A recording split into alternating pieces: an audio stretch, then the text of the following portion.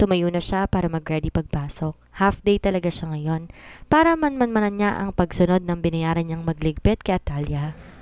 Ang usapan nila ay pasasabugin nito ang sasakyan kapag nasa kalagitnaan na ng biyahe sa may pabundok na para matagal maabot ang rescuer. Napangiti siya at kumanta-kanta.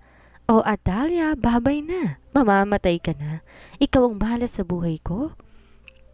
Ewan niya kung bakit masayang masaya siya. Sinabon niya ang buong katawan. Nakita niyang sarili sa salamin. Maganda ang features ng mukha niya. Halos magkawig sila ng mommy niya. Alon-alon ang kanyang buhok hanggang bewang. Kung di siya kilala ng iba, mukha siyang mabait. Matangos ang kanyang ilong, kahawig siya ni Martin Rivera, na mas better version dahil matangkad siya. Si Atalia naman bilugan ng katawan. Maganda rin naman. Bigla siyang napatingin sa mga dibdib niya. Ito ang insecurity niya. At ito ang nag-iisang lamang ni Atalia sa kanya. Samantalang sa kanya ay parang dibdib lang ni Lovie Poe. Lalo nag-init ang kanyang ulo kay Atalia. Hindi niya matanggap na may laman itong parte sa kanya. Para siyang baliw sa salamin. Okay lang, mamamatay ka na naman. Saka siya ngumisay na malademonyo. Ang aga mo ata. Tanong kay Clarice ng kaopisina niya. Baka ma-traffic ako eh. Andyan na ba si Rafael? Oo, nag-iisa siya. Pupunta lang ako sa kanya. Paalam niya rito. Nagbilin si Sir na bawal siyang abalahin. Okay lang yun. Di magagalit sa akin yun. Iniwan na niya ito. Napakatigas talaga ng mukha nitong si Clarice. Bulong ng kaopisina nito sa sarili. Inayos niya pa ang kanyang damit saka binuksan ang pinto ng opisina nito. Hi baby. Niyakap niya to at tinalikan. Clarice, ano ba? Baka may makakita sa atin. Saway ni Rafael sa kanya. Ano naman? Nagbagong mood niya dahil sa inaarte nito. Inumpisahan na naman niya ang guilt tripping. Hindi siya papayag na sa pera na lamang siya nito. Dapat lang na siya ang piliin nito palagi. Umubra naman ang ginagawa niya. Nakuha na naman niya ang simpatya ng utu-utong ito. Nasa hospital kasi si Atalia, may sakit. Sabi nito sa kanya. Sino kasama sa Baguio? Nanginig ang boses niyang tanong dito. Si Malena. Halos hindi siya makahinga. Napaupo siya sa pagkabigla. Di niya akalaing ibang tao ang kasama ng tatay ni Atalia. Akala niya talaga si Atalia yon, nakatalikod kasi. Kailangan niya ipakansel ang plano. Babalik na ako sa trabaho ko. Paalam niya kay Rafael. Okay ka lang ba? Nakakunot ang noong tanong nito. Oo naman, sige aalis na ako. Nagmamadali siyang pumunta sa fire exit. May sapusa ka pala, Atalia. Gigil niyang sabi at saka nagdial sa phone. Ma'am, tapos na. Sayang, kakasabog lang. Tawa ng tawa nasa kabilang linya. Hindi sa kayo dyan yung papatay ninyo. Nasa ospital daw, inis niyang sabi. Pero sabi mo yung kasama nilang babae. Nagugulo ang sagot ng nasa kabilang linya. Basta, umalis na kayo dyan. Baka may makakita pa sa inyo. Pinatay niya ang phone. Busit na busit siya. Hayop ka talagang babae ka. Nailigtas ka pa ng kapwa mo demonyo. Kailangan niyang umuwi agad para kausapin ang daddy niya sa nangyari. Labis ang pagdadalamhati ni Atalia sa nangyari sa kanyang ama at sa mag-inang Malena at tita Claudia. Sama-sama silang nang matay sana kung nakasama siya. Papa, bakit mo ako iniwan? Tagoy niya habang inaalalayan siya ni Rafael. Tita, Malena! Hindi niya kaya ang sakit na nararamdaman. Lord, bakit? Bakit ang papa ko pa? Bakit sila? Bakit di na lang ako? Nilahagod ni Rafael ang kanyang likod. Tahimik na lumuluha sa tabi ang kanyang mga binan at si Lolo Harry. Tatlo agad maasahang taong nawala sa kanya. Kahit naisip nilang mangyayari ito, sumama na sana siya. O napigilan sana niya. Ang lambing pa naman ni Malena sa kanya nung araw na umalis sa mga ito. Nung kumaway sa kanya ang tatlo na sabay-sabay habang nakadungaw siya sa bintana. Parang doon pa lang, parang na-miss agad niya ang mga ito. May paramdam na doon, ang hina ng instinct niya. May picture pa ang tatlo na kumakain sa restaurant. Naipost pa sa social media ni Malena iyon, inserting her sa frame. Yung panaginip niyang nagpapaalam ang tatlo, yun pala, iiwan na siya ng tuluyan. Na di na siya babalikan pa ng mga ito. Yung huling pagkikita nilang apat sa panaginip niya, siya lang ang ibang kulay ng damit.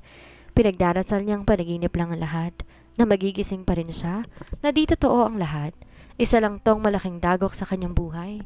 Hindi man lang niya nabayan sa sakit at pagdurusang nararamdaman ng mga ito. Yung pakiramdam na meron pang buhay sa tatlo at pinapanood lang na mamatay ang bawat isa. Hindi ito po pwedeng iburol dahil sa sunog na ang mga katawan. Nalaman nila to isang araw na nakakalipas. Sa Baguio nang sumabog ang sinasakyan ng mga to. Sabi sa investigasyon, maaaring nag-leak ang gasolina nito at dahil sa init ng biyahe, di na napansin nag-spark sa ilalim. Iyak siya ng iyak habang pinapanood ang paglilibing sa 3 taong mahal na mahal niya. Wala na siyang masasandigang tatay. Wala na rin ang maaasahan niyang si Tita Claudia at wala na rin ang makulit niyang future kapatid na si Malena, na nung malaman nilang nagmamahalan ng kanilang mga magulang, lalo silang naging close. Sabay-sabay kinuha ng Panginoon ang pinakamamahal niya. Daig pa niyang inakay na ibon na iniwan at hiniyaang mamuhay, matutong mag-isa. Bigla siyang naulila ng buong pamilya. Uwi na tayo. Yaya sa kanya ni Rafael. Nag-alisa na ang mga tao. Mamaya na, dito muna ako. Sabi niyang nakatitig sa puntod ng ama. Sasamahan ko sila hanggang mamaya. Baka mamiss ako ni na Papa. Pahiramin ko pa ng mga damit si Malena. Ipagluluto pa ako ni Tita Claudia. Please, bumangon na po kayong lahat dyan. Miss na miss ko na kayo agad. Iyak siya ng iyak. Hayaan mo lang siya, anak. Sabi ni Elena kay Rafael. Mahirap at masakit ang pinagdaraanan niya ngayon. Unawain mo siya. Uuna na kami, Atalia. Paalam ni Lolo Hari na hinawakan siya sa balikat. Narito lang kaming lahat para sa'yo. Hindi na siya nagsalita kasunod nito ang kanyang mga binan na tinakip din siya sa balikat. Nanatili lang siyang nakaupo, umaasang babangon ng mga to at muli niyang makakasama. Iniisip niya pinaprank na naman siya ni Malena. Naalala niya ang mukha ng mga to pag alis ng bahay. Bigla siyang umiyak ng malakas. Agad siyang dinaluhan ni Rafael. Nandito lang ako, hindi kita pababayaan. Bakit?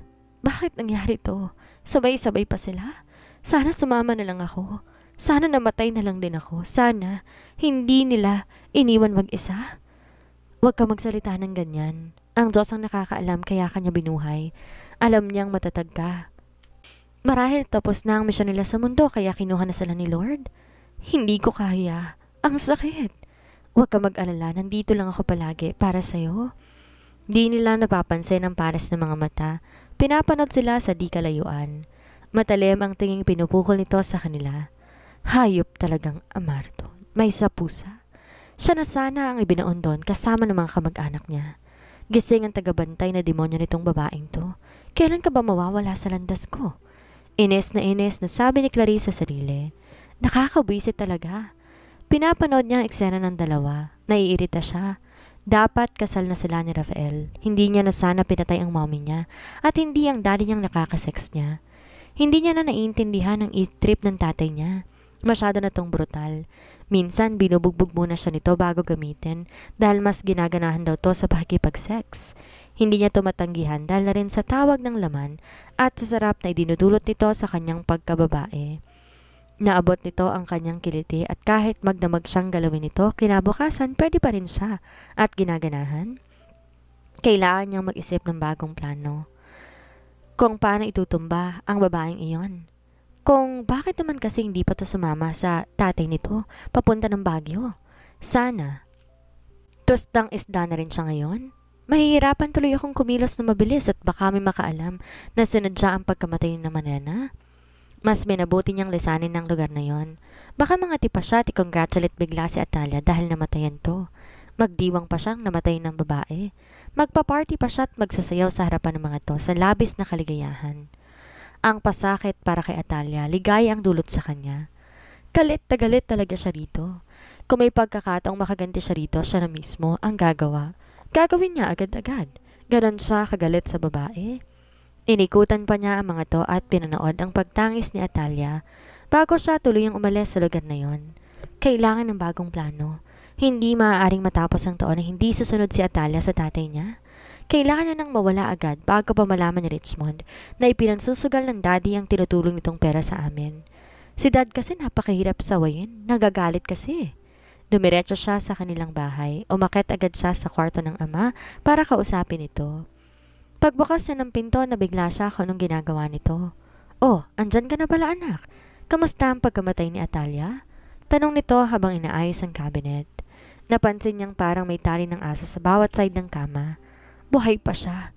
Nagdadabog niyang sagot sabay upo sa kama nito. Buhay pa? Paano nangyari yun? Di siya nakasama sa Baguio. Nagkasakit daw. May sapusa atang babaeng yun.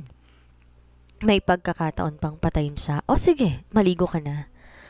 Bakit po? Tanong niya. Kailangan pa bang itanong yan? Siyempre, alam mo na yun. Pero kanina pong umaga, napagbigyan ko na kayo. Viagra. Umiinom kayo nito? Nagkamali kasi ako ng inom. Akala ko vitamins. Plano ko nga sanang gamitin si Susan butit dumating ka. Si Susan? Ang sekretary ng tatay niya at kaibigan niya ang tinutukoy nito. Pero pwede namang ayain natin, threesome. Gusto mo ba? Pwede, sagot niya. Maliligo lang ako. Tinalikuran na niya ang ama. Paano kaya nito sasabihin kay Susan iti-threesome sila ng babae? Natatawa siya sa isiping yon. Di na siya nag-abalang magbihis. Nagtapi lang siya ng katawan pagkatapos maligo. Pagpunta niya sa kwarto ng ama, naroon na si Susan. Mukhang wala pa tong kaalam-alam. Bakit niyo ako pinatawag, sir? Narinig niyang tanong nito. Bumalik siya sa kwarto niya at kumuha siya ng ecstasy at nilagay yon sa isang bote ng soft drinks. Andyan na po pala si Susan. O, uminom ka muna. Inabot niya ang soft drinks at kininta ng ama. Salamat. Pinatawag daw ako ng tatay mo. Pero di naman sinasabing dahilan. Hinihintay ka pa ata. Natatawang sabi ni Susan. Inumin mo na yung soft drinks mo. Maglo-lotion lang ako. Sabi ko kay daddy ayain ka naming lumabas at kumain.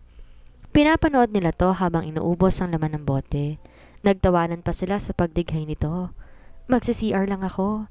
Paalam nito sa kanila, subalit nabuwal ito ng tangkang tumayo. Oh, okay ka lang ba? Tanong niya at saka inalalayang umupo si Susan. Unti-unti niyang inaalis ang botones ng damit nito. Nahihilo ko. Ang init, bakilakasan ng aircon? Parang wala na to sa sarili. Hindi kinaya ni Susan ang mga ginagawa ng matanda. Mukhang nasa pool ng daddy niya ang bituka nito. Ano pa nga ba? E di balutin ng kumot at itapon. Ano pang gagawin natin dyan? Mahirap pa kinabangan ng patay na. Pinagtulungan nilang balutin to ng kumot. Sinama nila ang mga gamit nito sa loob. Saan natin siya ililibing, daddy? Doon sa pinaglibingan natin sa mommy mo. Malaki naman yon. Tsaka aking lupa yon. Baka makulong po tayo, daddy. Kung magiging mahina ka, baka nga makulong tayo. Huwag kang maingay. Nasa ibang bansa naman ang pamilya nito. Bakit niyo po ba naisipan ang pagpapapunta sa kanya dito? Akala ko kasi hindi ka darating. Tsaka nakita ko na yon na nakikipagdandian sa parking lot noong nakaraan. Naisipan ko lang na baka gusto niya. Mamaya na po natin ibaba. Baka may lumabas na katulong. Anak, wala na tayong katulong. Kahapon pa. Ha? Paano wala? Mahirap nang may chismosa dito eh. Binuksan niya ang compartment ng kotse at nalagay si Susan sa may cover na sahig. Tinabunan ng mga gamit na naroon. Pagkalibing nila dito, malapit sa pinaglibingan ng mommy niya, hindi muna sila umuwi at sa kotse sila natulog. Kinabukasan, naligo sila ng daddy niya sa ilog na naroon. Para silang sina Adnan at Eva na naghahabulan. Ilang araw na siyang hindi pumapasok. Napakalungkot ng buhay niya. Pinuntahan siya ng Lolo Harry sa kwarto nila. Pumasok na si Rafael sa opisina. Atalia, iha, kumain ka. Judith, pakilapag ng pagkain sa mesa. Utos ng matanda. Kinakarma na ata ako, Lolo. Sabi niya rito pagkalabas ni Judith. Baka dahil inagaw ko nga si Rafael kay Clarice, kaya nagkakaganito ako. Huwag ka magsalita ng ganyan. Nagkataon lang ang lahat, iha. Iniwan nila ako ng sabay-sabay, Lolo. Parang napaka-unfair naman ang mundo sa akin. Humihikbi niyang sumbong. Uli lang lubos na po ako. Nandito pa naman kaming nagmamahal sa'yo, iha. Hinawakan ni Lolo Harry ang mga kamay niya. Bata ka pa lang, narito ka na sa amin. Pamilya mo rin kami. Bahagi ka ng pamilyang to. Mahirap pong tanggapin. Napakasakit, sobra. Yung akala ko sa mga palabas ko lang po nakikita ngayon, sa akin na nangyari. May mga instances talaga, iha, na hindi mo masasabi ang gustong mangyari ng Panginoon. Manalig ka lang at manatiling matatag. Malalampasan mo rin ang lahat. Sana nga po. Sana talaga sumama na lang ko sa kanila para sama-sama na lang kaming nawala. Marahil may plano pang Diyos para sa'yo. Nandito lang kami, iha, kung kailangan mo ng kausap. Salamat po na marami, Lolo. Wala na po ako ibang mahinga ng tungkol kundi kayo. Oo naman, ikaw ba naman? Alam mo namang malakas ka sa akin. Umiti ang matanda sa kanya. Abalang-abala si Rafael sa ginagawa. Di niya na po pwedeng persay ng asawa para tulungan siya. Tambak ang trabaho lalo na't hinintay pa nila ang 9 days ng kamatayan ni Malena. Naunawaan niyang pinagdaraan ng asawa. Mahirap at masakit, mawalan ng mahal sa buhay, sabay-sabay. Di birong lungkot na nararamdaman nito na kahit siya, kung sa kanya nangyari baka di niya kayanin. Bumukas ang pinto, pakending-kending pumasok si Clarice. May dalang kape. Nilak pa ang pinto at lumapit sa kanya. Bakit mo nilak? Tanong niya. Baby, I miss you. Ang bango nito Paborito niyang pabango ni Atalia. Saan mo nakuha ang pabango mo? Tumayo ito at tumarap sa kanya. Mabango, hindi ba? Regalo sa akin ng daddy ko to. O, magkape ka muna. Kukuha lang ako ng food sa cafeteria. Lumabas to saglit at tinamoy ang kape ng isang sikat na coffee shop. Paborito niya ito. Di pa rin nalilimutan ni Clarice sa mga gusto niya. Unti-unti niya tong iniinom habang nagtatype, hanggang sa hindi niya namalayan paubos na ito. Uminit ang pakiramdam niya at parang may mali. Nagtanggal siya ng necktie saka sumandal sa swivel chair. Whew! What is wrong with me? Nagbutil-butil ang kanyang pawis hanggang bumukas ang pinto. At sumulpot mula doon si Clarice na hanggang tenga ang ngiti. Nilambing ang binata at nagmarcha palabas. Ngiting tagumpay. Di malaman ni Rafael kanino siya nagkakamali ngayon. Parang namamangka siya sa dalawang ilog. Napapagod siya sa ganitong klase ng setup. Natatakot na iwan si Clarice dahil baka magpakamatay ito. Baka siya masisi kung anong gagawin ito sa sarili. Kailangan naman siya ni Atalia lalo ngayong mga pagkakataon. Alam niya mahirap ang pinagdaraanan ng asawa. Napatingin siya sa relo sa braso, 4:00 na. Minabuti niyang lumabas at tumakit sa penthouse. Doon muna siya mag-iisip hanggang mamaya. Kailangan niyang timbangin ang sariling damdamin at baka sa huli, silang tatlo pa ang masaktan. Wala na siya sa mood magtrabaho. Nahiya na siya sa mga ginagawa niya. Tinawagan niya si Atalia. Kamusta ka na? Okay naman ako, ikaw? Pauwi ka na ba? Honey, hindi muna ako uuwi. Nasa penthouse ako ngayon. Kailangan kasi laging maagang pasok tsaka may OT. Alam mo namang, ikaw lang mga asahan ko Hanggat di ka pa okay, ako na lang muna magtatrabaho. Pasensya ka na Sorry talaga. Ano ka ba? Okay lang ako. Sagot niya sa asawa. Napaluharin siya dahil parang pinagtaksilan niya ito. Umiiyak ka ba? Nahawa kasi ako sa'yo Basta magiging okay din ako. Sige, magpahinga ka na muna. Bye. Naputol lang call nilang dalawa. Nahiga na lang siya. Tumunog ang phone niya, si Clarice. Nasaan ka? Tanong nito. Umuwi na, bakit? Wala naman. Nabitin kasi ako kanina, baka pwedeng masama kasi ang pakiramdam ko. At umarte siyang parang inuubo. Sige, get well soon na lang. Nagpaaram na to sa kanya. Buti na lang di nito alam na may tirahan siya sa taas. Noon kasi ang alam nito, function hall ang penthouse. Nahirapan siya mag-isip paano niya harapin ang asawa. Parang may hiya factor na kasi siya sa sarili. Walang pumapasok sa isipan niya kundi ang konsensya. Paano niya naaatim gawin ang mga ganitong bagay? Mahalaga sa kanya si Atalia, hindi lang dahil sa may kailangan siya dito. Ngunit dahil may spot talaga to sa puso niya. Si Clarice naman, pakiramdam niya, responsibilidad niya ito. Kung ano ang pinagdadaanan nito nang dahil lang sa kanya. Masasaktan to kapag lumayo siya. Gulong-gulo ang kanyang isipan. Pumunta siya sa minibar counter niya at saka uminom ng alak. Kailangan niya to para makatulog. Nilangon niya ang sarili hanggang dalawin na lang siya ng antok. Alam ni Clarice, hindi pa umuwi si Rafael. Nakita niya pa ang sasakyan nito sa parking lot. Wala siya ibang maisip na lugar na pupuntahan ng lalaki. Wala to sa opisina nito at ayon sa mga naroon, wala na tong ibang mapupuntahan pa. Di kaya nagtaxi siya? Naghintay pa siya ng 2 oras sa parking lot na yon. Walang Rafael na sumulpot o ni anino man lang. Di niya napansin. Humaba ng leeg niya kasasilip sa mga daraanan nito sa lahat ng pwedeng panggalingan. Hindi talaga to lumabas. Minabuti na lang niyang umuwi na ng bahay. Inabot siya na 9:00 ng gabi. Napansin niya, ang sasakyan ng ama sa labas, ibig sabihin nakauwi na ito. Napailing na naman siya. Isang linggo tong nawala dahil sa business trip nito kasama si Richmond. Baka mamaya, kung ano na naman ang gawin na matandang ito sa kanya.